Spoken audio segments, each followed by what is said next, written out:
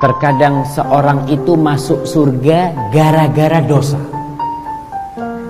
Masuk surga bidzambin yusibu. Karena dosa dia masuk surga. Dan ada orang yang masuk neraka gara-gara ibadahnya.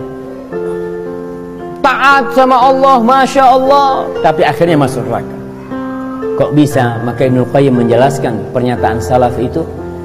Terkadang sebagian orang berbuat dosa gara-gara dosa yang dia lakukan. Dia mengingat selalu dosanya seakan-akan selalu di depan matanya. Dia berkumpul dengan manusia, dia sendirian, dia berjalan, dia ingat sama dosanya. Dia mau tidur, dia ingat dengan dosanya.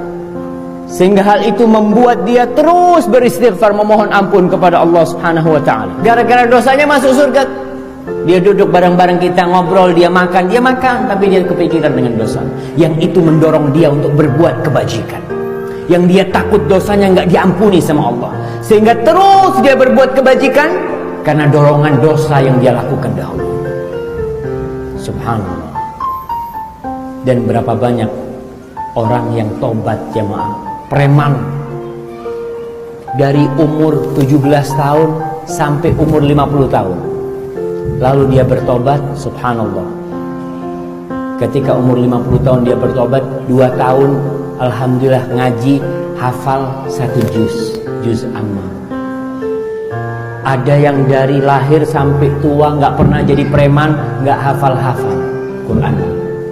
Wala juz. Dia taunya cuma sama juz jambu, sama juz tomat, apalah.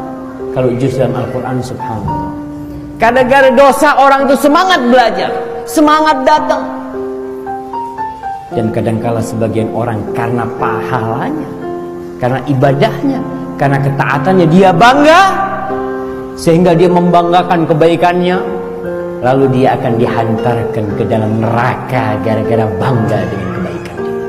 Dia lupa dengan Allah Subhanahu wa ta'ala. Dia meremehkan orang lain. Yang kita tahu, al-kibru batarul haq wa ghamtun nas. Yang dikatakan kesombongan itu adalah menolak kebenaran dan meremehkan orang lain. Seakan-akan dia nih yang bakal masuk surga. Melihat temannya berbuat dosa, kayaknya nggak bakal masuk surga fulan ini. Ajib, emangnya ente punya kuncinya surga? Mengeluarkan fulan, masukkan fulan.